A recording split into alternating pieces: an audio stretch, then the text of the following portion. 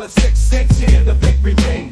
Crushing all the autos, the team supreme. Super coach master, living the dream. Captain Pick and Wizard, he knows who's hot. Week after week, giving it all he's got. The Big's mentality, you can't go wrong. Follow his lead, and your team is strong.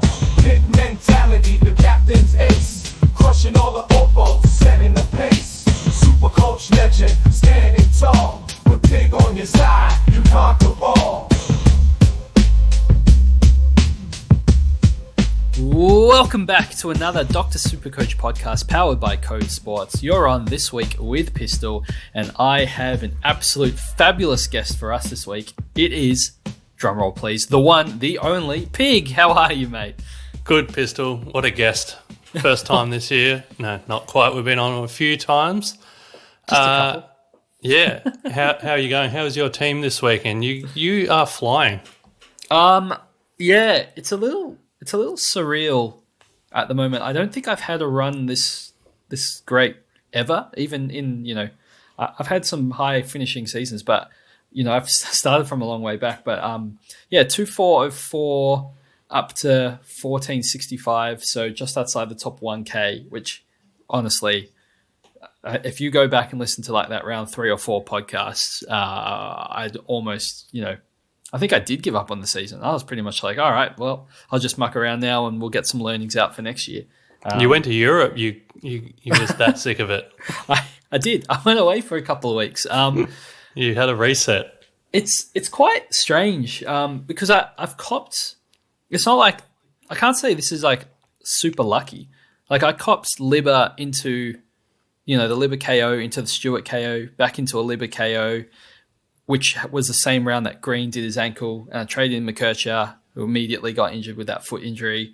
Then Rankin got injured the next week. And now this week I've got Richards out with that foot injury and potentially Meek in doubt as well. So I've copped a fair share of carnage, maybe more than my fair share. But the team has just gone from absolute strength to strength. I'd be really interested to calculate. I said it early on. I said the only thing I did right in round 1, and there weren't many things, was I didn't lose points from my rookies. I won rookie roulette, and then I won it in round 2. I think I've won it every week. There has not been many rounds where I've lost points to bench rookies, which is an insane statement. But even this week, like I played Jai Clark for his 85, which is kind of bonkers. And Richards, 100 on field. I benched Darcy's 42. I guess that part is extremely lucky. And then the whole Max Gawn debacle. There was that rumor that he was going to be laid out with that fitness test, and I watched that footage of him running, and I was like, yeah, he looks pretty good. I'm just going to leave my captaincy on him. And he went bonkers. So. Yeah, it's certainly been a good run. I'm very excited to see how my team goes through the buys. I feel like I'm in a decent spot at the moment. So enough about me. How was your week, Pig? Well, no, I'm happy to hear about you. And especially that was quite interesting in Slack when people were posting that video of Max Gawn doing his run through. And I think you were one of the first to comment and said, yep, I like his gait. He's moving fine. Pistols, we know you're the gait expert. You know how people move, and you thought he was moving fine, and you left the captain on him. That was very impressive. 180. Just when I was doing my captain's research for this week, there are only, I think, 4 players scored over 140 last week. So I feel like normally we have a lot more than that. Like there's a lot of mediocrity from a lot of primos this week. So to get onto a 180 captain, I feel like just absolutely sets you apart as well. Yep. I actually worked out I probably would have had about the same score as you if I had a captain Max Gawn, but I still got that Luke Ryan 132 VC, which you're never going to turn your nose up at. Never. So I had a 23-27, which I think was probably a little bit above par. I still had some of the carnage, dodged a bit of it.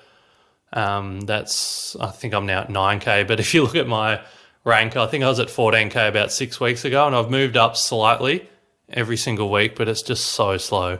It's like I'll go up 300 spots this week, then 500, then 20. It's at least we're moving in the right direction.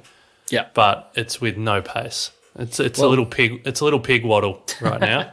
I mean, that's what the buys are for, right? You know, if you've planned well for them, this is the time where you can just make like massive moves in your rank. So for those that have at least thought about it ahead of time, you should be looking for at least 18 on field this week, and that will move you up almost no matter what, as long as you've got enough premiums that are playing this round. I think there's going to be a lot of teams that struggle to get 18 on the park this week. So, yeah, buys are always a really, really great opportunity to make some serious, ranking gains. Yeah, and I think also, yes, the buys themselves, but then coming out of the buys, I think there are some coaches that like to sideways a lot during the buys. So, they might have Tom Green or someone now, and then they go sideways to a different primo. Maybe that's a bad example because Tom's been bad, but they might do Heaney, sideways to a different forward and then get Heaney back, and they kind of coming out of the buys not with a primo 22, and then you can mow them down at the end. So there's that as well.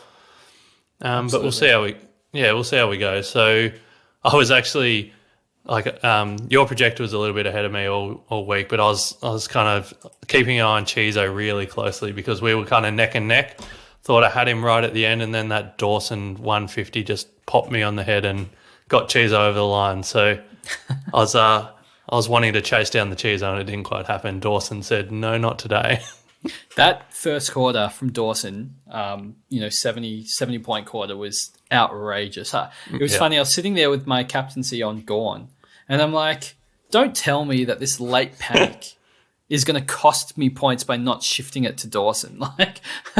You wouldn't have complained either way, but there was just a moment where I'm like, have I made the wrong decision here?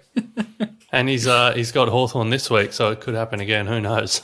I mean, Hawthorn are in great form. Actually, they have improved. They're actually kind of middle of the pack for inside mids. I was looking at it today, so they're actually not as easy as they were. No, they're playing some good footy. Actually, you know what? Just to take a sidebar from the usual podcast content, a very quick, and I'm throwing you under the bus here, very quick footy chat, because we're almost at the halfway mark of the season, right before the buys, before things gets games played gets a little bit too wacky. Has any team surprised you with how they're playing, and any teams at the moment that you think are coming into some good form and we should look out for in the back half of the season? Yeah, well, Essendon have got to be up there with flag favourites, don't they? I mean, some would say that some isn't me, but I guess some would say.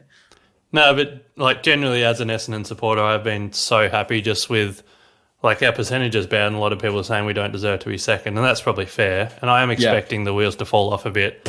But it's just winning the games that we should normally win, like games to North and Hawthorn and West Coast. Like Essendon lose them in years gone by.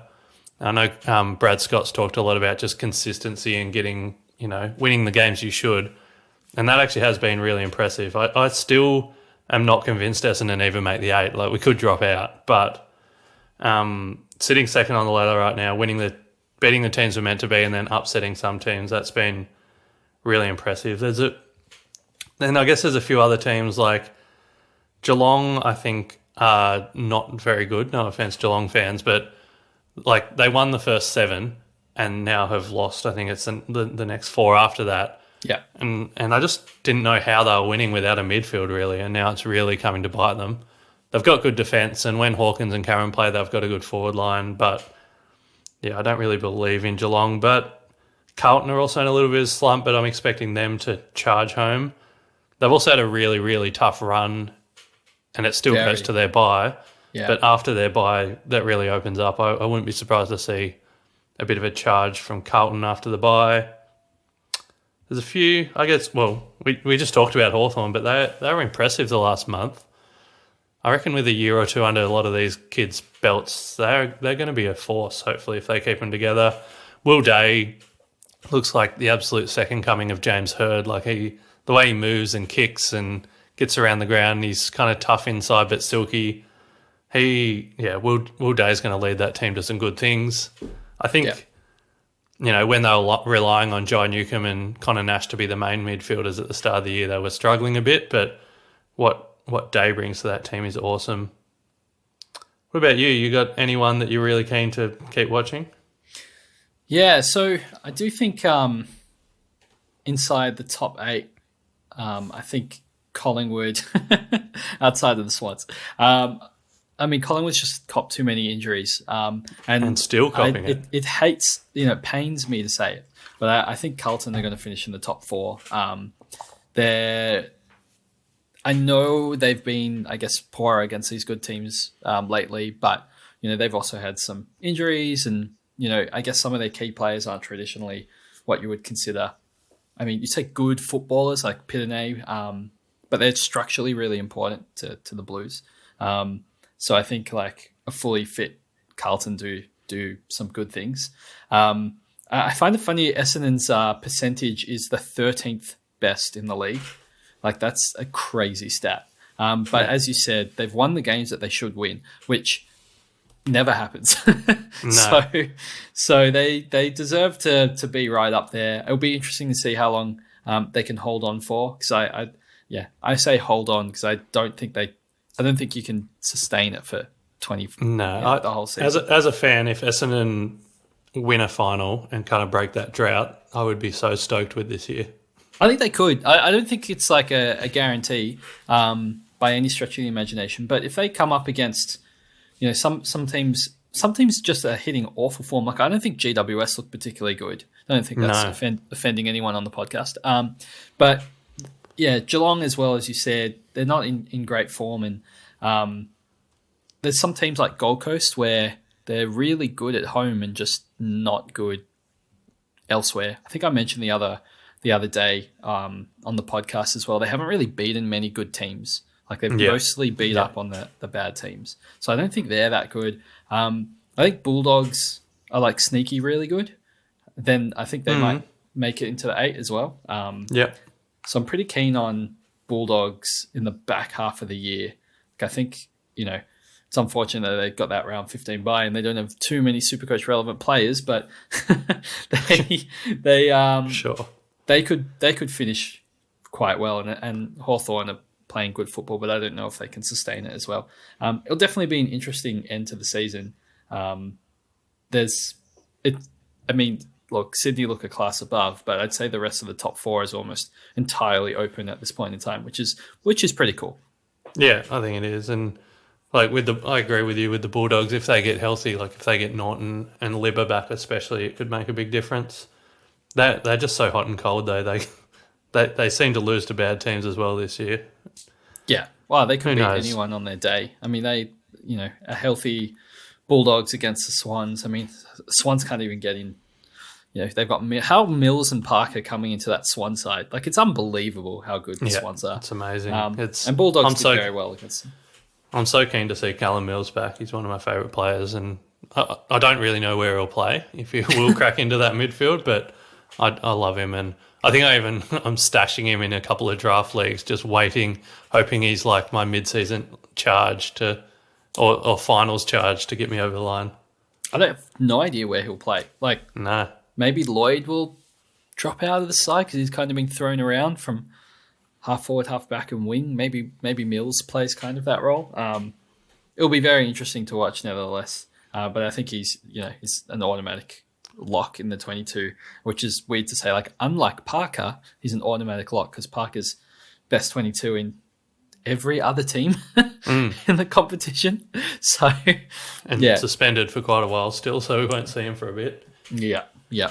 All right, so just quickly jumping into the Cancer Council. Thank you very much to those who donated for their donuts this week. I mean, unfortunately, the donuts happened when the Flanders was a late out. Thank you very much to Logan, who's just very aptly just dropped a donut emoji as his comment. That's say no more. I have to try and figure that one out. I'm not sure exactly what it means, but thank you, Logan, for your donation. Adam T has said, adding to the Flanders donut train. I brought in Richards and Fraser on Thursday night with Fraser with the E on the bench. Come Friday morning, I felt great about taking a score, as you would. Swapped my floating donut on field and benched Richards. Less great after missing the Richards ton on Friday, and then Flanders late out left me with both trades locked in, no boosts, and no way to get Flanders off the field. Ouch. Happy to turn my pain into the Cancer Council's gain. Keep up the fantastic Slack community, everyone. Thank you very much, Adam T, for your generous donation. And that's a classic story of loopholing gone wrong. That will happen again to others throughout the season, fortunately. David Bish has no emergency on Richards. Flanders out means I cop a donut and all the other players locked out by the time I realised. Sounds like an Adam T story. And Sebo said, went to work, didn't see the Flanders laid out. Flanders didn't go to work. No emergency available, so a big fat donut for me. Sorry, Sebo. It is bad timing to get a donut before the buys. And just a big reminder, if you do cop a buy during the donut, which is, it happens to the best of us, if you wouldn't mind donating for donuts to the Cancer Council, it goes to a great cause. So let us know if you need any help trying to find our donation page. It would, mean the world to us and to those, suffering at the moment. Going to a great cause. We must be close to 30K off the top of my head, are we? Do you have the number? Or I do, 29,338. So not too far from the 30 grand goal, which would be very exciting. That's a big milestone. Very much look forward to hitting that. Very soon. Some of this rookie carnage we've got going on at the moment, there might be more donuts during the buys. Might even be me straight up at this round. Who knows? All right. Well, look, it's a pretty good place to start the podcast pick. The rookie situation, I don't want to use the word lightly, is dire. It's absolutely dire at the moment. And with Richards confirmed to be out now until after the buys, yes, we're talking the fantastic 100-point scoring Joe Richards from Collingwood is now confirmed out to at least, they said, round 16 with a foot injury. That is absolutely awful news for Collingwood, for Richards himself, and of course, and most importantly, the SuperCoach players.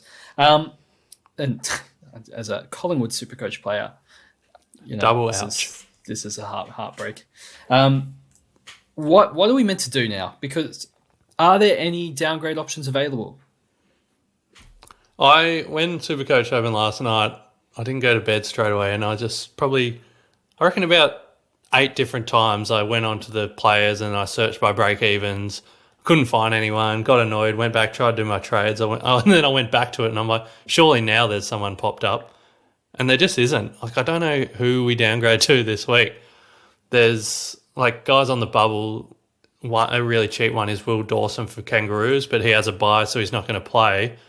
And a lot of the Kangaroos guys in Slack are not really very confident that he keeps his job, even kind of a few weeks going forward. So it sounds like he's kind of plugging a hole at the moment. So he doesn't really have much job security, it sounds like. Yep. Josh Sin is on the bubble for Port, but I believe he's out for quite a few more weeks still. Toby McMullen he's on the bubble, but he GWS, so he has the bye. I believe he was the sub. I'm not sure. I think he came on for Keneally at halftime, so still got a good score. That's right. Had a lot of tackles off the top of my head, but yeah, he's a sub. You probably don't want to trade into someone that's a sub. Has just been the sub. David Swallow is an old man that could be subbed at any time. I briefly flirted with him, but thought better of it. Yeah. What do we got here? Sean Manners on the bubble, but he's not getting a game. But who knows? Jai Clark suspended a game. Kick 3 in the VFL. Yep, he's a great player. It's just even if you get him in and he plays this week, will he play the following one? I don't really know. Seems unlikely, but he'd have to play very well. Cooper Simpson's on the bubble, but he hasn't been seen for a long time. Yeah, it's looking very. I don't even think Dyers says enough about it. It's horrible. I've got some funnier names for you. Okay. Just going through the list of I don't think any of these are realistic options, but it's funny nonetheless. Michael Walters is 199K. Really? Which I find's pretty funny. Camden McIntosh is a 194K. That one I did see. Coming off a 92 last week. But yeah. To say that he's been poor this season outside of this game is an understatement and a half. he's pretty much been playing full games. And, well, so until round 7, he played full games. We're talking 100-minute games, and was averaging 37. Yeah, so he was one of the ones that jumped out at me when I was just scraping the bottom of the barrel, and I just saw those scores and assumed he must have been subs. But if he's playing full games for them, for those scores, that's horrible. Yeah, it's not great. Before the game before this, he played 107 minutes and scored 34. But yeah, a 92 means his break even is now negative 13. So he actually might make some money. I don't know if his score will count much in your best 18. But it's an option. You know, stranger things have happened. Another 90 next week, and he'll absolutely rock it. So we'll keep that one in the back pocket. Braden Campbell is at 196K. But he keeps being the sub for Swans, so he was such a good talent when he was drafted. They were saying that him and Goulden were going to be, 1 and 2 punch, but I don't know if he's fallen out of. Well, he is, but they're not giving him game time. I mean, Lloyd's been undroppable. Like, Lloyd's been good this year. So, I mean, there's other spots he can compete with, but everyone's been outperforming him. I mean, the Swans are flying. Can't really say anything bad about that. Yeah, we've got everyone's favourite Josh Rotham, that defender primo at 230. Yeah. Harrison Petty's 230. Cooper Sharman's down to 188K. Fantasia's just hovered at 180K. He's made 4K this season, which is kind of funny. Jed Walters scored 0 points last week, and he's down to 195. I mean, Walters plays every game. He doesn't score particularly well, and he scored 0 points last week in half a game. He's a big man, but that doesn't always lead to Supercoach scoring. Yeah, look. How desperate are we if we're talking about Cooper Sharman and Josh Rotham on the podcast? It's more fun in games. There's a couple of serious options, which probably should run through to give some people something to talk about, some hope. Lockie Sullivan, 220K. DeGoey's ruled out for another month, on top of, half a dozen more injuries for the Pies. So his job security should be pretty good. He scored 88 last week. He almost did nothing in the third quarter. I think it was on 50 and had a big last quarter, even despite giving away a free at the end of the game. I'm not sure you saw it at all, Pig. The dubious one. Some might say that's not my words, but anyway, his break even is now negative 11. So he's probably got another 60, 70K in him and some decent job security play through the buys. So he's got to be an option. Harvey Harrison is 213K forward for Collingwood, coming off a 99. He's a bit interesting because he's had 3 sub-affected scores. And his 2 full games he's played it, he scored an 83 and a 99. I think that's probably an over. I mean, he was extremely good against Fremantle, but I think he's probably more in that 60s range of player. But he should also play through to Collingwood's bye. So I am somewhat still high on him, maybe not as high as Sullivan, but I'll take it into consideration. I think if you wanted to take Revel, you might still be able to at 205K. I just don't see why you would unless you already had Fraser. Fraser's 178K. So if you missed him last week, I think you can still downgrade and pick him up. He's looking like a pretty fine pick at this stage. And then Lee Carlier probably made himself undroppable with his performance. He had 190K. I'm not sure how long he can hold his spot because he's literally one bad game and he's out of the team, but he was really, really good and had that game-saving mark. I'm not sure if you saw that one, Pig, but flying over the top. Oh, fantastic mark, 190K defender. He was awesome. Yeah, it's going to score too well. But yeah, he was awesome. And I also love that he held up the team song by signing autographs and getting photos with the kids and made Giants wait for him. I mean, you can do what you want if you play like that. You got free reign. So outside of that, it's Kane McAuliffe, if you miss him, 198k, scored 75, and now with Hopper confirmed out for a bit longer, should have some decent job security. It's playing quite good footy. It'd be pretty harsh, I think, to drop him after performances like that. That is almost it. As you said, Will Dawson, a lot of North Melbourne supporters don't expect him to remain in the side after their bye. They think the other Dawson, Callan Dawson, will return and push him out. Maybe Coleman goes forward and they do a bit of a switcheroo and they can both stay, but I don't think I'd want to jump on too early. I'd like to see that. I think that's it. Did I miss anyone? Yeah. Look, I don't think so. I think there's some there is another guy we'll talk about in a minute, but if we go to these, I guess, cheaper rookies, I think you're right. I think there's no one kind of at that basement price, which, we would like them to be able to facilitate our upgrades on the other end. But I think if you're downgrading, let's say I've got a Combin and I'm going down, or someone's got a Sam Darcy and they're going down, I think you've got to go to one of these guys around 200k, unfortunately.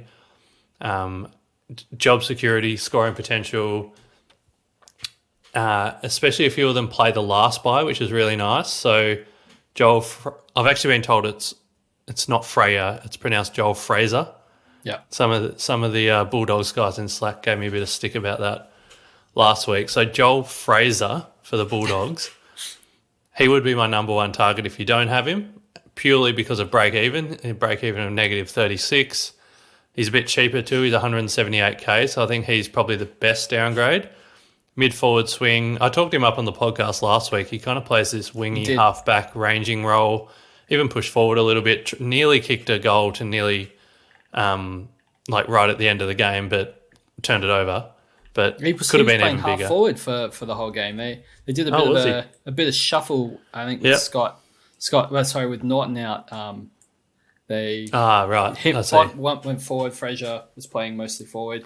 Not sure where he'll play next week, but he's good. He's just like a pretty good player.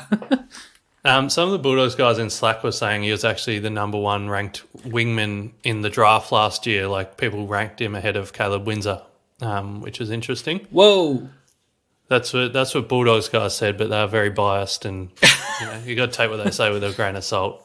Yeah, for sure. So, Fraser, he's my number one option. I actually think Lockie Sullivan's probably my number two. He's a bit more, like 220k, but that 88 in his cycle also has the last buy. So I'll keep talking about this last buy, because if you get a player now and you can get them, quite a few more games. So the guys that have a last buy, they've got 3 more games to try and rise in price. If they can, that gives them more time, obviously, to make you more money. So if you're getting a guy, say, for Geelong or something, a rookie, they've only got 2 games to make that money, whereas a Pies and Bulldogs, or even Kane McAuliffe for Richmond, that have 3 games, because you probably are trading them out in their buy, most likely. They might be part of your final upgrade facilitation.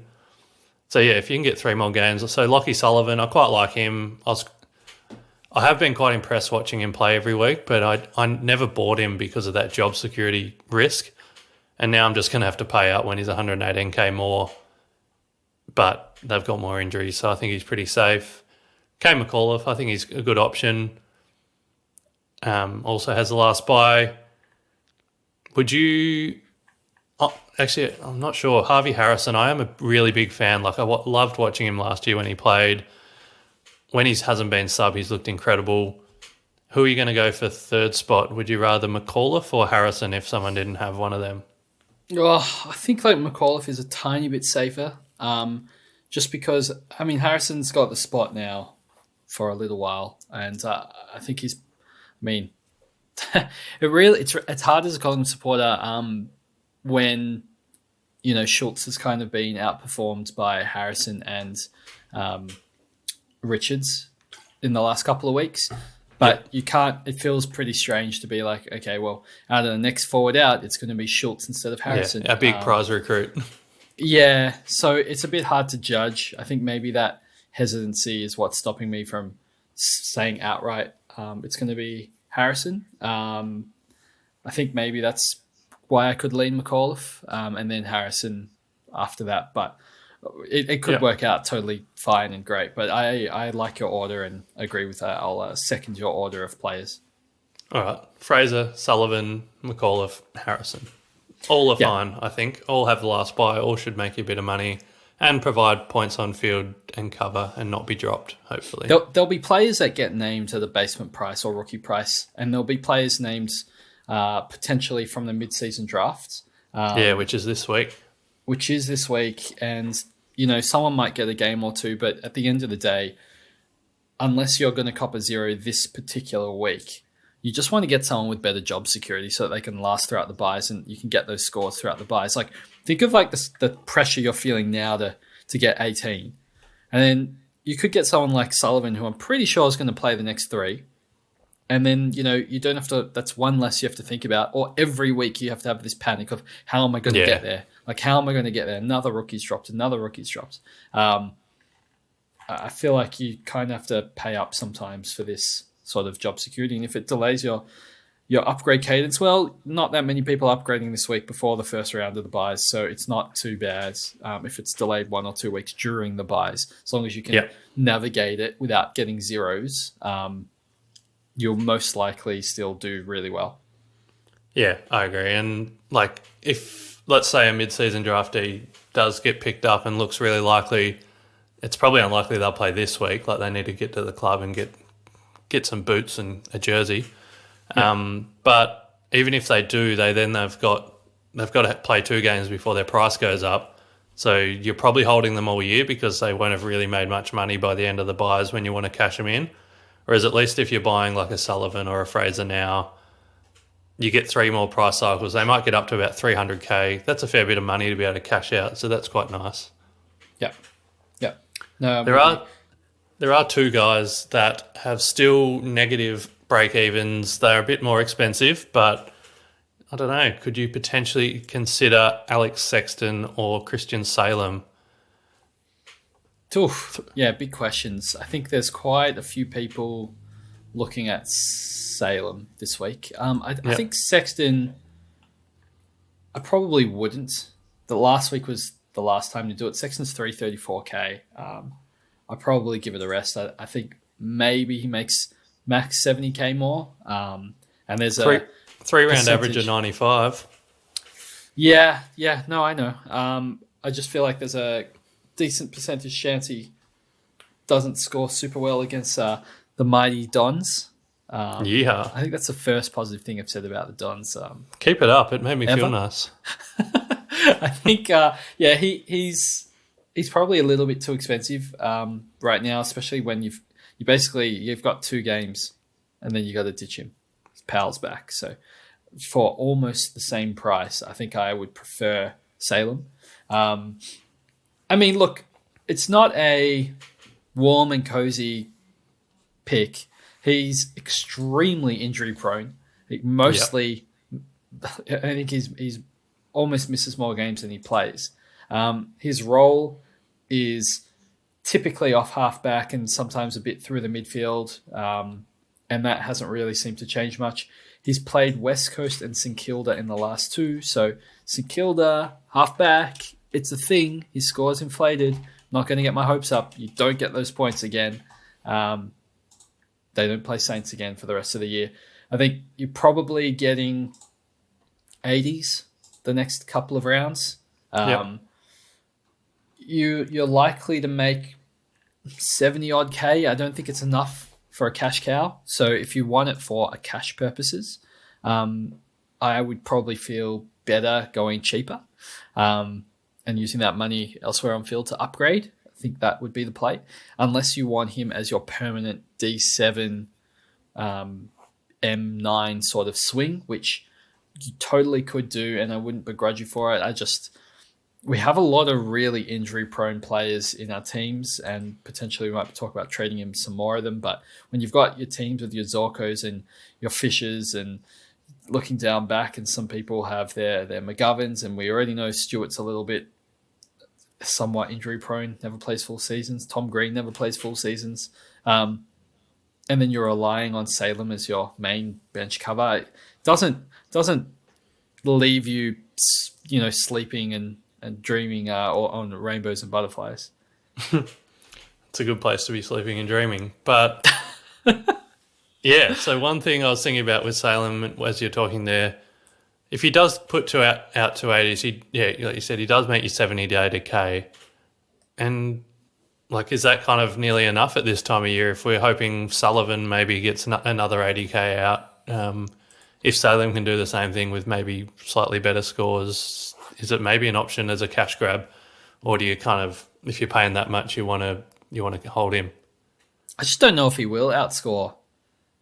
I don't know if he'll outscore Sullivan. So, I mean, Sullivan's a mature ager, big ball winner from the VFL that's getting midfield time for Collingwood. Like, there's absolutely no guarantee that Salem outscores him. It might be very similar, and there's 120k difference in price that you could be using to get another upgrade or get a rookie off your field, or potentially even bring in another player during the buys, depending on how your cash works out. So I just feel like the more flexibility with more money this week is where I will be heading, rather than being locked in with Salem, who, there's no guarantee he gets through the next 2 games either. It just doesn't feel like the right move for me, but I can understand why people are looking that way. The thing for Salem, the thing with Salem for me is that he doesn't have the last buy.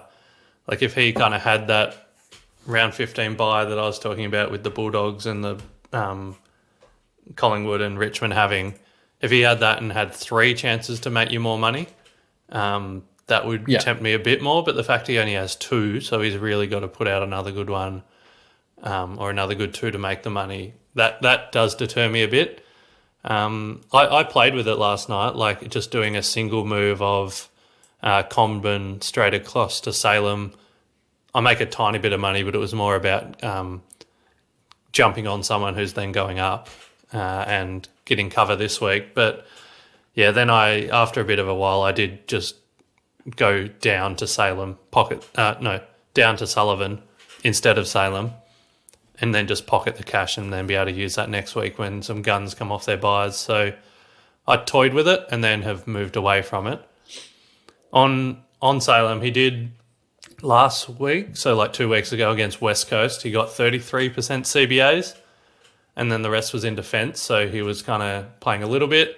This week just gone 0% CBAs, so he was like a full-time defender, but still 0 kick-ins. So I think it really is elevated from playing St Kilda. Yep. Alrighty. So I've got 2 questions from our podcast questions group on our Slack. And it's about 2 premium players and what we should do with them. So the first one is Noah Anderson putting out a 55. He was tagged again, Pig. I haven't seen... He's bringing tags back in fashion by himself. He's been tagged that many times this season. Well, I don't really know what people expected when they bought Noah Anderson. Like, you buy him for the 150 ceilings, but knowing that he could also put a 50. That's kind of what he's been his whole career. It probably seems worse now because he's getting tagged more often, I guess. But that matchup for the Gold Coast, I'm nearly ready to just like write that off and throw that in the bin, because they got absolutely destroyed by Carlton. I was looking at the stats, and Carlton had 408 disposals to Gold Coast 270. So like that is as one-sided as it gets. No one for Gold Coast had over 21 disposals. They just got absolutely obliterated in the midfield. Even outside of the tag, it's just like Rao. I know people were disappointed with Rao as well. He kept his floor up because he had 15 tackles, but I don't think it's really reflective of the Gold Coast mids this game. So I still would like to, like if I own them, I'd still be giving them more chances. But, you know, Anderson's poor scores are annoying, but then he could easily pump a 150. Maybe not next week because he has the Mighty Bombers, but the following one. Yeah, he's a roller coaster, but I feel like you should have known that when you bought him. I think it's a little harsh purely because he's been tagged 5 times out of 11 games. Like, it's an absurd amount of tags that when you're looking at that team and you see Took and you see Rao, and now Flanders. You're like, who's the first person they're going to tag? Anderson? I mean, they're doing it because it works, because it's so effective. And it doesn't seem like you can really stop Raul from being able to get the ball. So your choices are quite limited. I think Anderson's an awesome player, and I would be extremely tempted to start him next season because of this just volume of tags seems unsustainable. He just, is a really good accumulator. I think you've just got to hold him and push him to M9. And that's probably going to be a common theme with some of these answers. We're going to have a lot of M9s. Well, it's just you've got someone who's extremely volatile, which is like the perfect M9. They're the ones you want to loop on the 149s and hopefully avoid the 55s. He seems like he'd be a really, really good loop player. Some of the teams he's scored really well against, Richmond, Hawthorn, West Coast, Geelong. It's like the teams you would expect him to score really well against. And some of the teams where he's struggled, it's outside of North Melbourne.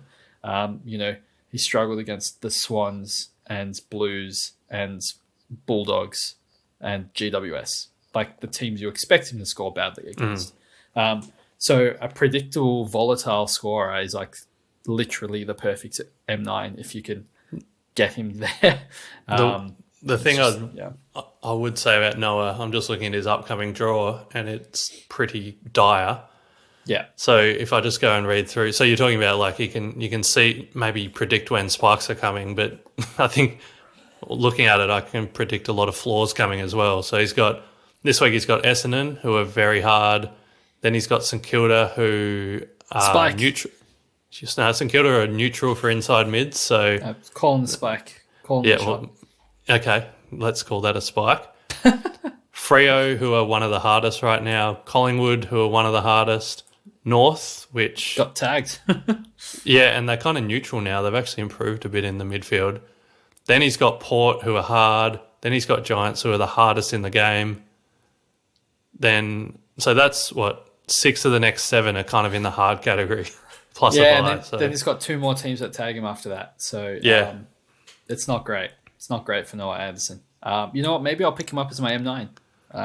You could do that. He might be cheaper. But for people trading him, I do like the M9 idea, but also that if you can, that runs a bit scary. Can. I mean, it's only if you can afford it. I think a lot of people are not gonna.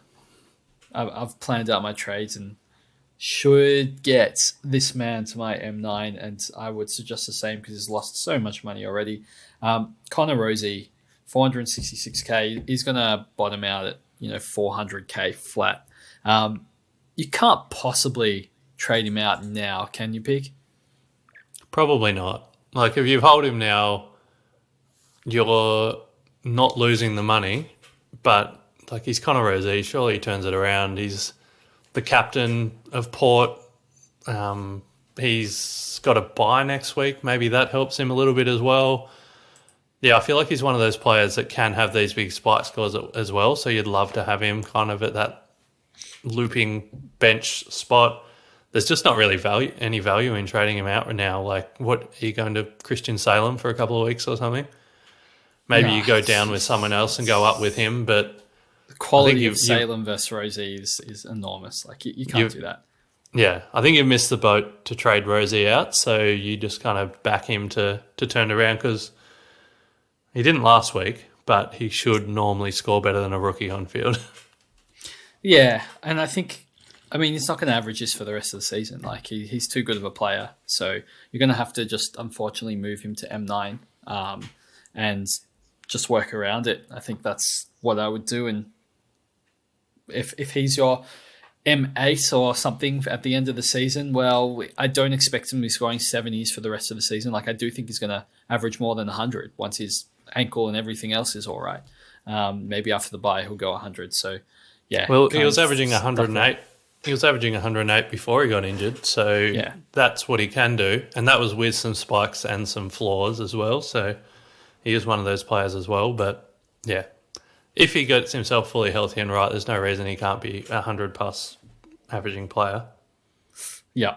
I just a very quick one from the podcast questions, which I forgot to touch on previously, was would you hold or trade Joe Richards given today's news? Yeah, that's an interesting one because there's no guarantee he gets back in the team even when he comes back if it's around round 16 or something, because maybe Collingwood have got a lot of bodies back by then. He's 212k, so he's got a little bit of cash. He could facilitate other moves. I think I'm just holding him this week because I've got literally no one else to go to. Yeah. I don't know what I would do with that. Yeah. I don't know what would be the point of going from him to some. Like maybe next week if old mate Breville the Toaster is back for Brisbane and named, maybe I go Richards to Revel then for another warm body during the buys or something. Yeah, I think you just hold him until you're going to get a donut or you need the cash, and then you just trade him. I don't think you need to purposely target hold him. If it happens, it happens. And if it doesn't, it doesn't. He's kind of exactly the same boat as Hugo Garcia for the Saints for me. They're both just sitting there with like 212 and 215k, where I'm ready to move them when I need their cash. But at the moment, there's a chance Garcia could come back. Who knows? Alrighty, moving on to some trade-in options.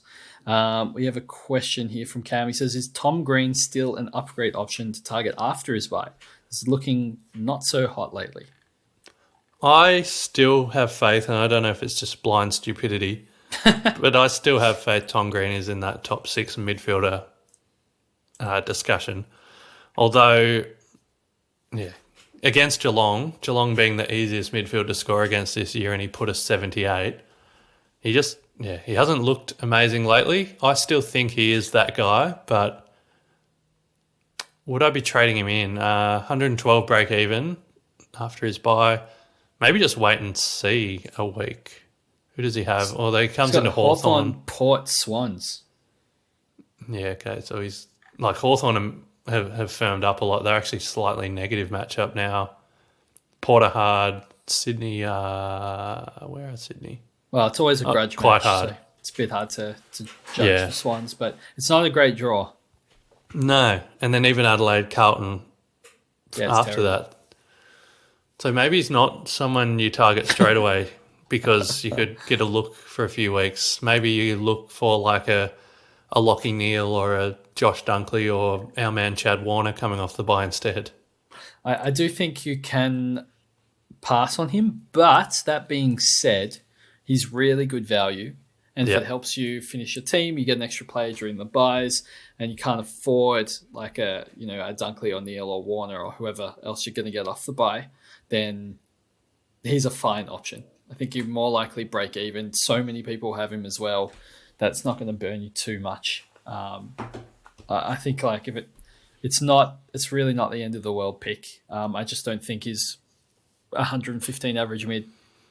So I guess know what you're buying. Reset your expectations. I think if you're kind of just watching him for the first couple, if he does have one of those, 150 spikes, then just be ready to jump on because then he could go up in price really quick. But I probably still have a bit more faith than you. I probably still think he is around that mark, but the data doesn't really suggest it. Maybe I'm just being a bit pig-headed.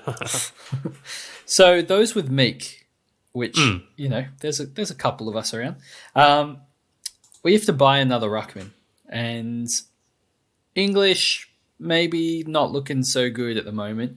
Grundy is looking much better, but he's on his bye. And Marshall just got absolutely towed up by Gawn. Where should Meek owners be looking? I reckon, if possible, this is the week to not make a ruck move. And I know that might sound a bit crazy because Meek has, I think it's a 120 break even.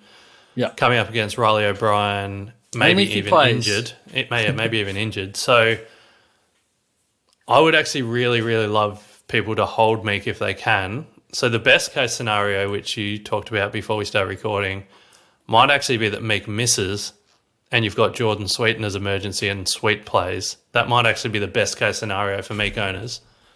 If Meek does play, I would probably try and hold because he could still get like a 95 or 100 against Riley O'Brien and maybe only lose 10 to 15K. And I know it sucks a bit holding someone and they lose cash, and Riley O'Brien is a hard matchup.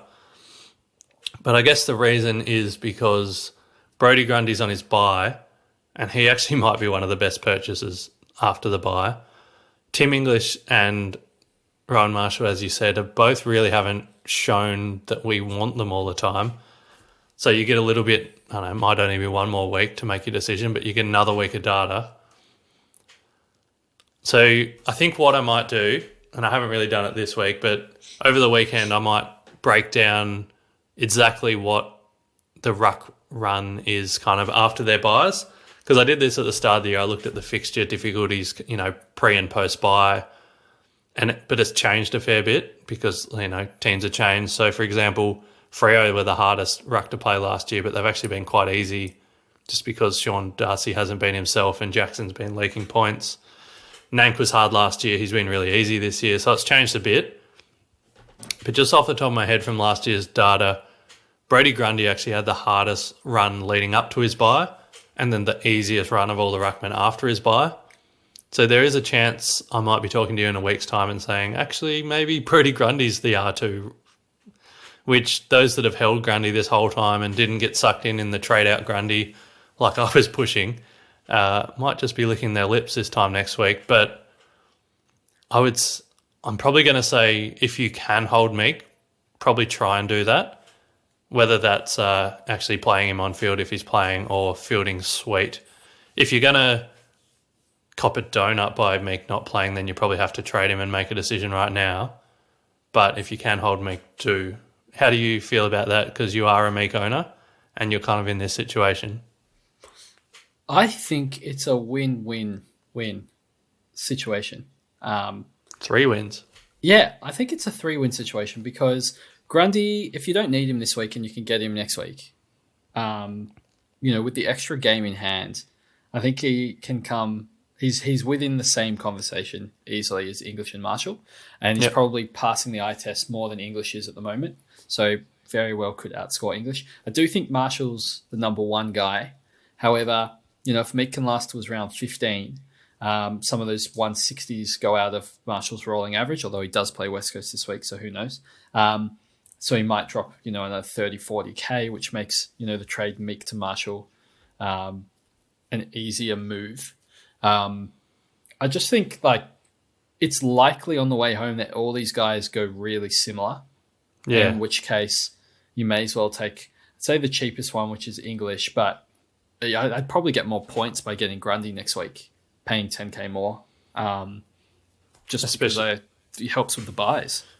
Yeah, and like you said, you're not necessarily saying Grundy averages more than English, but because English still will have a buy to come next week, that might be enough to get Grundy over the line. But yeah, I'll come back next week with a proper fixture analysis of the 3. I'm wondering if there isn't really anyone else, I guess, we consider for R2 really. Like Cherry's kind of done his dash. No one's in the same sort of range as those guys. I mean, English is always going to have this big upside. So that's what I like about getting him. But he just has not been looking great.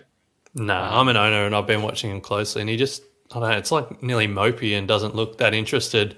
Someone in my group chat said maybe he's just trying not to get injured so he can go to West Coast healthy next year when his contract's up. I mean, who knows? In rounds 9 and 10, he specifically, had easy opponents, only went 87 and 91. Yeah. And now he's meant to have 3 much harder opponents, I believe. Yeah. He's realistically got 4 opponents at Marvel, but all of them are really big hit-out winners. So it'll be interesting to see how he scores because he's not going to... It's very similar to this week. His ceiling's going to be limited by the amount of hit-outs he can get. He's going to need to get his points from work around the ground. And it just doesn't look like he's super interested in that at the moment. Yeah, so that's the thing that's dropped off, I think, is his work around the ground. And, yeah, it's like they're grooming Sam Darcy to take his spot nearly. I don't know. Yeah, it's an interesting one. But I guess I'm going to look at Grundy currently as of this week. Who knows what will happen when Marshall does really well. next round. Yep.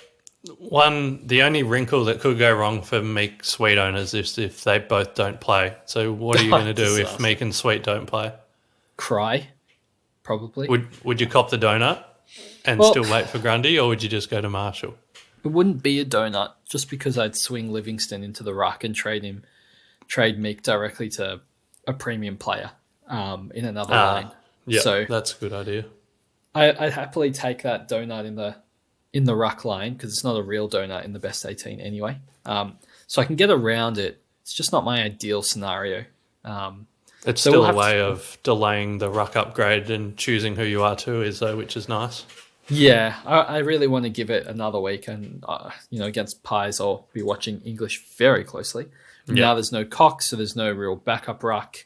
I wonder if we'll use Frampton as our backup ruck, and it'll be very interesting to see. If he puts out a big game, I could definitely be tempted. I don't know. I feel very. I feel very reactive on the rucks, which is not a great place to be. But at the end of the day, I don't think there's going to be too much difference between all of them. So I think that's a good point. They're just they're all going to go within a few, which I didn't think at the start of the year. I thought English was going to put like 8 points on Marshall, who would probably put 8 points on Grundy. But I actually think they're going to be a lot closer to each other now. Alrighty, so there's not too many questions left, but one of the big ones here is a discussion on Ridley and potentially what he does to Martin going forward. And I want to throw in that same conversation a little bit of a discussion point on McGovern and how he's tracking this season as an option. I know there's still people that are looking for a D6 and maybe they've got like a Ryan and a Sheasel and maybe Houston Dacos sort of guys. Should they be considering Ridley and McGovern? So there's a few questions there. There was a lot. The Martin one first. I am still quite confident that Nick Martin is a keeper defender, and I'll say kind of about the 105 average. Yeah.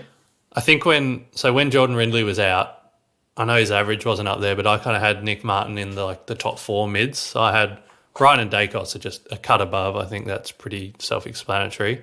For sure. I then had Houston and Martin kind of in that next tier. What I'm doing now is probably bringing Martin down to the pack, which there's so many people in there. Like Tom Stewart might be in there, but it's kind of Lockie Whitfield, maybe even Nick Blakey, Jordan Clark. There's so many players around there that kind of, let's call them between like a 102 to 106 average. And any of those I think would probably be fine to fill out your D6, and Martin with a mid-swing might be one of the best of them. And we can have spike scores. I think Essendon's best backline, our best 6 backline, still absolutely includes Martin. So what I would be doing is kind of a Redmond, Mackay, McGrath, Martin, Zach Reed when healthy, and Jordan Ridley backline. So that's kind of removing Nick Cox and Jaden Laverty. Even though Laverty was incredible last week, I don't know how consistent he is. I think I'd rather Nick Cox, but no, sorry, Zach Reed. That's all right. So I think all Essendon players and footy players knew exactly what you meant. Yeah. So, yes, I think Nick Martin is absolutely still in Essendon's back 6, but I do think it caps him a bit. Like Ridley, taking intercept possessions, but now there's so many people taking kick-ins. I think every time I watched, there was a different player taking the kick in last week. So Nick Martin no longer has as big a share of that. Even just exiting the D50, Ridley's such an incredible kick. I think they want to get it to him a bit. I'm just saying it probably takes Nick Martin from what I was hoping was going to be like a 110 average, probably just plonks him down at like a 103, 104, which I think's fine to still be a D6. And so I guess in terms of Ridley versus McGovern, if you only have one slot, which way would you lean? I would go McGovern. And the main, probably 2 things. One is that, as I said, with that Bombers backline, there's so many mouths to feed, so many people to go around. Ridley, as we saw on the weekend, is an incredible player, but he just had that Richmond spike game, which is Richmond and St Kilda are right now the 2 matchups you want to target defenders for. They're just bleeding points. So you're not getting that back. But he will have some games where he does this, but I also think Ridley has like some 70s in him and stuff when they're really sharing it around, and maybe it's Redmond getting off the chain this time, or it could be Martin again. So yeah, I love Ridley. Maybe I'll put him in that kind of 103 bucket as well. Whereas I've got McGovern a bit higher. I reckon McGovern can kind of push up to the 108, 110 kind of areas. I'm pretty sure he's actually pretty close to that already. He is right in there. Yeah, so I don't see a reason for him to change, and that even includes a half game he was injured against Collingwood. I think he scored 114 in 47% game time. So that's what he can do. Remind me that. So yeah, I'm a big McGovern fan. I was actually talking to Cheese on the weekend, and Cheese convinced him to get McGovern over Whitfield, which has looked good for one round anyway. But yeah, I'm big on McGovern. I think he's a top. I was going to say top 6 forward, but he might even be top 4 or 5 now, depending on if Sheasel and Martin drop out or just hang around wherever they are. But yeah, McGovern top 6, Ridley probably a few points, maybe 5 points behind, I think. But McGovern, you've got to know if you're buying him, does have that injury history. Like he could get injured at any time, but he could get you some spike scores in the meantime. And if you want to buy him this week, I think you're going to get kissed straight away because he has the St Kilda matchup. He's kind of rated or characterised as a designated kicker for DFS Australia, and St Kilda are the easiest team for those guys to play against. You know, that kind of player. So I'm expecting it could be a big Jeremy McGovern spike score here as well. So A, I think he scores more than Ridley for the run home, but B, I think he rewards you right now. It's funny, he's missed 39 games in 5 seasons. Like he has only that's a played lot. one season where he's played 22 games back in 2017. The injury risk is exceptionally real. But so is the scoring potential. You know, with Witherden copping an injury, I don't know if he's going to be out or not. I don't know if that's been released yet, but he's not fighting for kickouts with anyone either, and they're obviously conceding. No, he's got the monopoly back there. So all the things we like to see to raise his floor is there. I mean, 9 games out of 11 being tons is premium midfield numbers, Pig. That is exceptional. I mean, it's more consistent than Took, even Walsh.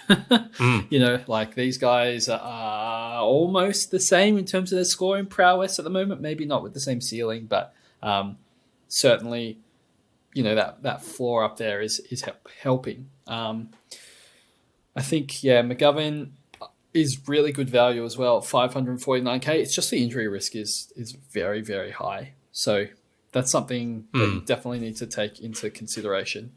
Ridley Ridley at the moment isn't exactly bulletproof either. Like even before this injury, like he had a quad last year, he had a few other things. He's been kind of in and out as well. So there's a few of them, I guess.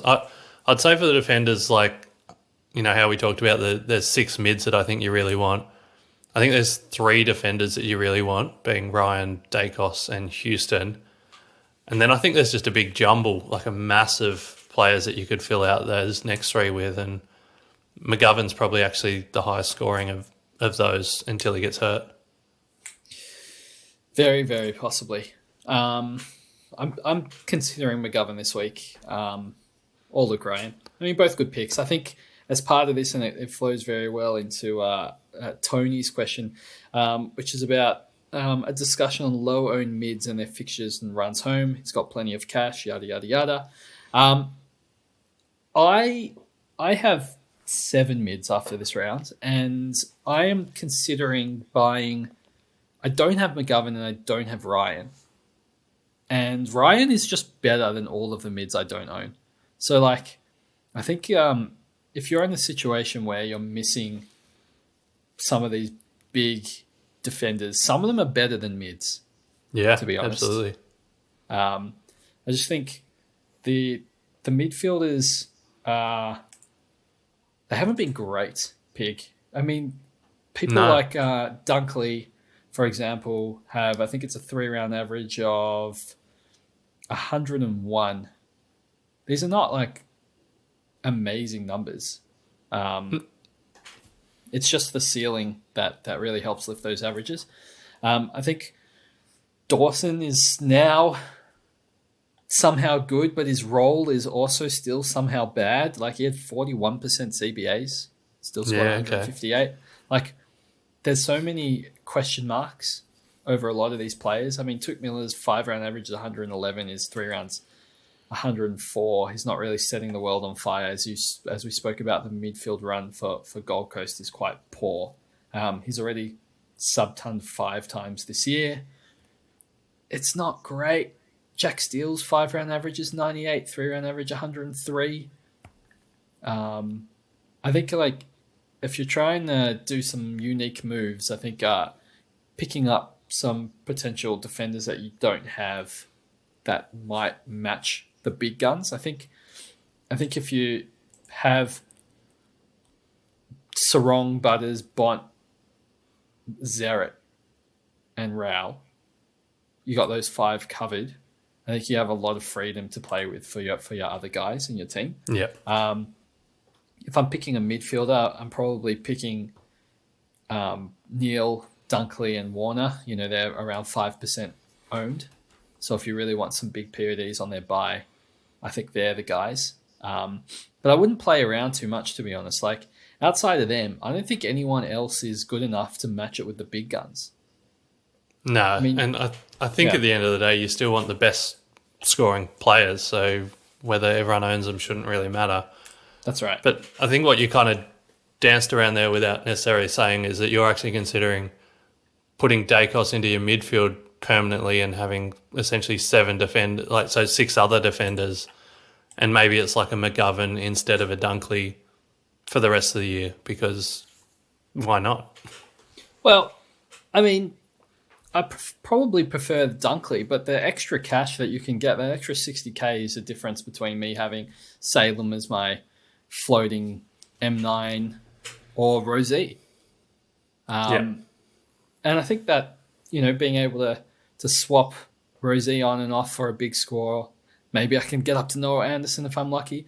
I think that's very appealing, especially when you've got all these injury-prone players like Fisher and McGovern can kind of be covered using some DPP switcheroos. So I think cover is going to be important this year. I know you're a big fan of trading out players when they get injured, and that's totally fine until Fisher goes down and you're looking at trying to trade in like a Brian Myers or a Dylan Moore or something, and you're like, well, both of these are not great. I wish I could just hold Fisher for 1 week. Yeah. Because his scoring potential is just so much more than any of the other guys. I mean, you're never trading Heaney or Flanders for a 1 or 2 week injury at this rate. Like, who are you going to get? No, that especially in the forward line, that's a fair point. There's not much to go to. So I think you're going to want some semblance of cover, and maybe you buy I just think this year, out of all years, like a cheap premium for cover. I know we've got the extra trades. I understand you can trade them out, but there's just those 5 big mids have like a really big gap on the other mids, and there's a couple of like really big defenders, like Luke Ryan copping a 1 week injury or whatever. Like, yeah, I'm going to trade out Luke Ryan. Like the gaps seem quite large between the top end and the middle. And there is. bottom. I agree. So, just given the way the season's shaping up, I think this year getting that extra premium cover is looking to me early like that's going to be the winning sort of play. And to answer Tony's question in more detail, I think that's where you gain your ranks. I think the common players cop injuries as we saw last year, and the people that have the best cover usually, I guess unless they trade them depending on how close it is to the end of the year. Like Bont being out for 1 week when you've got Rosie cover and someone has to like trade Bont, that's where you're gaining grounds, I think. Yeah, that's fair. And I guess you get that way by buying players cheaper than paying up for the 600k guys. I think a lot of this year has been identifying the can't miss big guns, picking them off, and then in between those rounds, just getting the cheapest, best premium that you can kind of afford. I think that's kind of been the strategy that I've been going with, and I think that's kind of the winning strategy at the moment. Yeah, so if you could get let's say, Ryan, Dacos, Houston, Sarong, Butters, Bont, Heaney, Flanders, gone at kind of cheaper, like that served you well. But then when they weren't available, it's picking off the cheap Dawsons or in your case, the cheap Dales and the Rankins before Rankin got injured. So maybe now moving forward, it's picking off the cheap Rosies or the cheap Tom Greens might still be the way to go. Yeah, Fishers, and even this week, I think McGovern's underpriced. So yep. I think he's probably close to 10 points underpriced at the moment. So I'm looking towards him. But yeah, it's also about identifying the players. Like Tom Stewart is cheap. Tom Stewart is not good this year. SuperCoach wise, he's an amazing real life player. But he was on 55 with 5 minutes to go, and then scored 55 points in 5 minutes. Yeah, that was insane. He absolutely saved his score there. He pretty much doubled it in the last few minutes. Like trying to trade him out mid game. It was that bad. And now he's got Richmond, so hopefully a decent score, so he can make some money. But I'm not, I'm lining up a Stu to Ryan sort of trade in the future, because that's kind of he's looking well off the pace of top six, like far away. And that probably lines me up with my last question that I have. Players that are looking far off the pace, e.g. McRae. Yes. And who I have. Stewart. Who I have. And probably e.g. I don't have a midfield option because I've already spoken about Anderson and players like that. Don't have a good option off the top of my mind.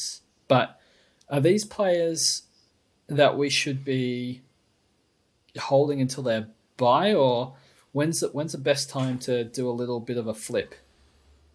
Well, yeah, it's an interesting one because we do have 3 trades now, and like for example, I'm only planning 1 trade this week, so it could be pretty easy to get off them. But then you're probably going to someone who has a buy, like they obviously do as well.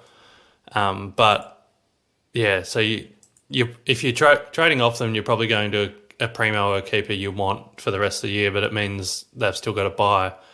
So I'd probably rather hold these guys till their buy and then flip them to someone that's come off their buy, so you're not losing a zero, I guess. But it is a bit hard seeing some of their break-evens. Like McRae's is quite high, but I guess even if McRae puts out a couple of 80s, like he's only dropping like 30k. It's a bit annoying. Well, it's quite annoying, but he does have the last buy, so he can get you to then, and then you can get him to most people coming off their buy. He should generally be a little bit better on field than a rookie, but not last week, but most weeks. Say, my lowest scoring forward last week, inclusive of rookies. I think he was my lowest scoring player, full stop. Oh, yeah. You're right. He was mine as well. That's depressing. Yeah. Yeah, so I'd probably hold to their buy just so that you can flip them to someone coming off their buy, and then kind of you're dodging a donut in a way, or dodging a zero. So that's what I'd do, and that's what I'm looking at doing. And also for McRae, like, who am I going to? Like I've got Heaney, got Flanders, got Zorko. I'm probably going to someone that would do the same as him nearly. I'm trading him to McGovern, I think. If you could do that, maybe. If you're okay in that buy, I think that's one of the things we should mention about trading this week. Yes. Make sure you have a look at your buy structure, and if you're trading in a McGovern, make sure you don't have many players on that buy. And it is okay to not trade this week. Like I'm doing one move at the moment, like Combin to Sullivan, just to get a warm body on field and bank some cash for next week. But I'm not doing an upgrade this week, and I think that's totally fine. So we talked about upgrade cadence. This is kind of the 1 week where you can just chill for a second. Yeah. Yeah. No. And then you can get Chad Warner off his buy, like I might be tempted to do. Yeah. No, I think that's probably the play for most people. It's I'm trying not to I'm trying to score a lot of points pick, and McRae's not doing that, and he's going to drop him money. If I need him to get to 18 players, I will hold him. Potentially, if I need him to get to 19, I'll also hold him. I'm just not convinced if I have 20 that he is a desperate need for me, because he might be. He might not be in your best 18. He might not be, and he'll lose money. So then I have to weigh that up with some of the rookies who won't lose money. Just depends on teams and who's named and who's not named. But I think if you're using it knowing that, yeah, look, everyone you trade in, as you said, has to play a bye, but they can still score a lot more points between now and then. So it's something to consider. But he is looking very far off the top 6 pace. So I probably would look to get rid of him. I think the difference between him and Stewart is playing the break-evens game. Stewart doesn't look like he's going to drop too much in price. Like, his break-even's 95 and he's got Richmond. Whereas McRae's got, 110 plus break-even, plays Collingwood and is getting 0% CBAs. So it's a flop, unfortunately. It's a completely failed pick. If Bolton wasn't concussed, I'd be like, you can hold your buy structure and you can bank 40K and you get someone who's like slightly better, and that might be worth it to free up some cash. But Bolton's concussed himself, so not much you can do there. I guess for me, with McRae in particular, he has the last buy, and then there's quite a few forwards coming off the buy. So, like, there's the 2 Carlton key forwards, there's Grant Mars, there's potentially a few other forwards that could be, depending on what their run looks like, that maybe I could get to him then. But I don't want to be trading like a Kerno or a Myers in before their buy. But if I'm getting them after the buy for McRae, that could be an option. Yeah, no, that's very much on the cards for many people. Pig, I've taken up a lot of your time and I apologize. Just one more question, and it's just a bit of a discussion on the mental health side of SuperCoach. I've had some questions about, we obviously all put in a lot of times into our team. If you're listening to this podcast, you care more than the average person. I'm sorry to break that news to you if you are unaware that you're spending your free time listening to strangers talk about fantasy football. Maybe not strangers. You've known us for long enough now. Yeah, we're all friends. But when it's going badly and you're putting in a lot of effort, it's very easy to be like, well, why do I bother? I put in all this effort, and Joe down the road, who doesn't even look at his team at all, is ranked higher than me. What's the point if it's just all luck and things are going wrong? I don't expect you to have all the answers, Big, but do you have any things that you do that you feel like help, make you feel a little bit better when SuperCoach isn't going your way?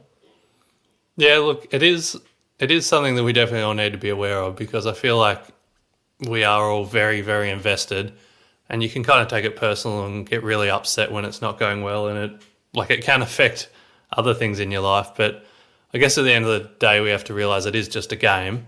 We're playing this game for fun generally because we like it, and we like watching footy or listening to footy, so we play a game around numbers. Remembering it's a game at the end of the day, remembering 150 or 200,000 people play it, so the chance of you actually winning it, no offense, is incredibly minor. So it's kind of like, it would feel a lot worse if you were a genuine chance, I guess. But most of us are not. And you've got to get incredibly, incredibly lucky to be around that top 10. Like, it's skill and planning, but it's also a lot of luck. But for me personally, I think some things you can do are, you've kind of consciously got to say, once it's locked or the ball's bounced, it's fully out of your control. There's nothing you can do. So if someone gets injured or has a really bad score, it's nothing that you did that made it happen. It's like you made the decision based on the data you had available. There's nothing you could have done to change it. So it's kind of, you've got to accept it in a way. But also, I guess, trying not to be as obsessed. Maybe you only check the SuperCoach scores at quarter time, or maybe you only check them at half time rather than following kind of every single thing, because I think people don't realize that I think the champion data stats they're delayed a little bit as well. So you might see your player not get paid a tackle or something and get angry about that, but maybe they just haven't got to that and updated it yet, and it might happen in 10 minutes. Yeah. No, that's right. I think the big one that you said is, there's really nothing you can do about it. Like once you've made your trades, you've sat down, like it's not in your hand. It's not like you're thinking, okay, well, maybe if I watch until the next ad break and I don't go to the bathroom, my player's going to score well. Yeah. And if I stay in the bathroom, they're going to score even better. So I should try and only come out in 4 minutes time. It's more just, you've done what you can do. And if it works, it works. And that's great. And if it doesn't, well, you tried something. And I think for me, especially, I was doing terribly at the start of the year. And one of the things that I did was instead of looking at the scores all the time, which I think is a habit that you probably get into when you're doing a little bit better, I was just checking at the end of every quarter. So I was only really checking 4 times a game and just enjoying watching the football, enjoying watching my team. Unfortunately, they were doing really badly at that time as well, so there wasn't a lot of enjoyment in football. But I think sometimes as well, you have to you set new goals, and trying to hit those goals is what's fun. When I was started badly, I was like, okay, my goal now isn't to finish top 1K. It's gone. It's not going to happen. Just remove it from my mind. I know it sounds ironic now, but it's gone. And what I'm going to just try and do is I'm going to try a different strategy, which I'd never done before. I'm going to trade in a bunch of players at their lowest value, and I'm just going to see how many premium players I can get and see what happens. And if this goes fully against what everyone else is doing, then so be it. We'll just give that a crack, and then I'll reassess at the end of the year and see how I went versus how the average went. And that's why I traded in Rankin and Dale, because I hadn't, not given up, but I'm like, I'm just going to do something I've never done before. And that obviously brought me a lot of happiness given Rankin's form, and Dale turning it around. And playing it in a different way gave me, I guess, a lot more joy. And watching Dale, it sounds ridiculous. I can hear myself, but watching Dale brought me a lot of happiness. I'm like, this guy, I think what was the next game? He went like 130 or something. Yeah. And I was like, you've got to be kidding me. Like, there's no way I've just traded in a guy at 427K and he's going 130 and he's a unique player. Like, that's absurd. And then just, I didn't even care about the rank pick. I honestly wasn't even thinking this is going to set me up for a 1K. I was just like having fun. I was like, it's nice to see Rankin doing well. It's nice to see Dale doing well, and everything else just kind of fell into place. But I was starting to enjoy it anyway. And I think if I was sitting at 10K, I'd probably still be having a good time because those picks were successful and it was a lot of fun watching them. And now I'm considering McGovern this week. I have 6 defenders and I don't have Ryan, and I'm looking at buying McGovern. Like, that's an insane thing to do. I would never do that ever, usually. But I'm just rolling with it now. I've committed to, I haven't changed the way that I'm playing just because things are starting to go well during my season. I'm like, that's the goal that I've reset. I recalibrated. I'm like, this is what I want to do now for the rest of the year. So I'm just going to roll with it. And that's why I'm talking about Rosie at M9 and these things that people are probably not, they're listening and they're like, cool idea, interesting to follow along. Never going to do it myself.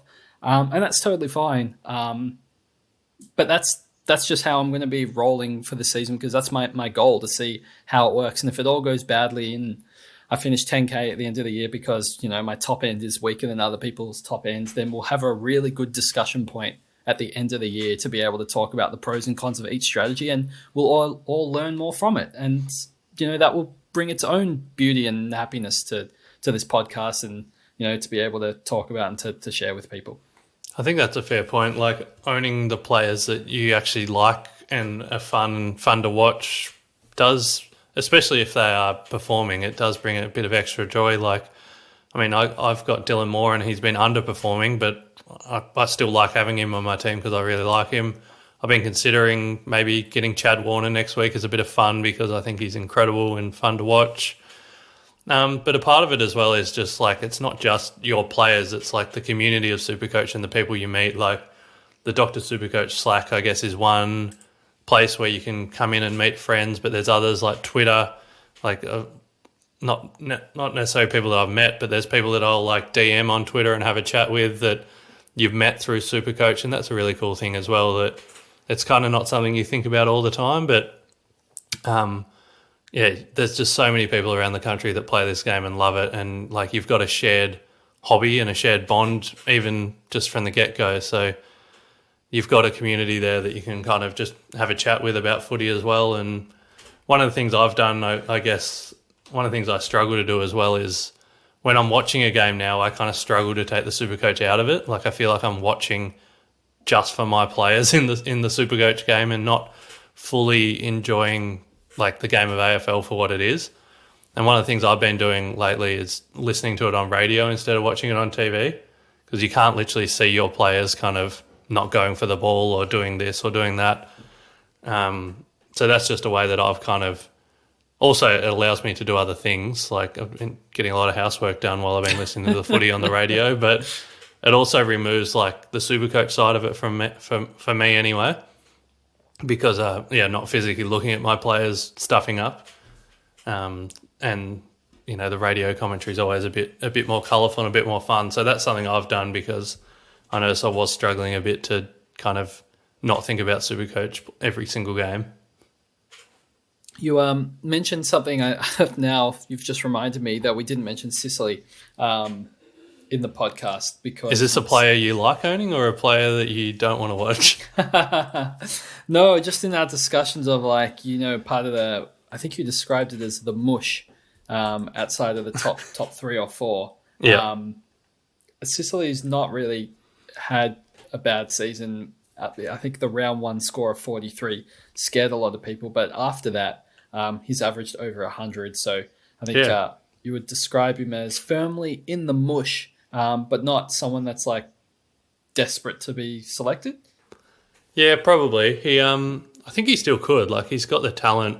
It seems like he's still playing that second key forward, which it kind of always seemed to limit him. Like when Blanc was playing last year, he was freed up. I know Scrimshaw's kind of tried to play a bit of a lockdown role but to help him out, but he's a bit undersized. I think Sicily's probably just going to sit in amongst the mush, but he could have some spike games, or if they, I don't know, maybe it is Ethan Phillips that comes in and plays the role and frees Sicily up. There's a chance he, like out of all the mush, he's probably got the best chance to break out of the mush and get up to, you know, that Houston kind of tier. Plays Richmond twice, West Coast again, North again. Well, that's Colin pretty would love tempting. Passing it to him. It's not a bad fixture. I mean, Adelaide might not be great, but outside of that, I mean, the Hawks draw, as you mentioned, I think earlier with Will Days, it's pretty good. Like, especially you mentioned Dylan Moore as well. Like, these players can all come back in the fold throughout the rest of the season. Yeah, I might just get them all. I like watching them all. I like Hawthorn, which is weird to say as a Bombers fan, but that is weird. Alrighty, Pig. I think that should wrap us up. Thank you very much for hanging out for the last hour and a half. It was meant to be a quick one, but it's kind of just enjoying chatting with you. If you would have any other questions for us, you can find us on Twitter, myself at pistol_DRSC. You can find Pig at pig_DRSC, Cheezo at Cheezo with Z_DRSC, and JB at JB_SC. Thanks everybody for tuning in, and we'll catch you next week.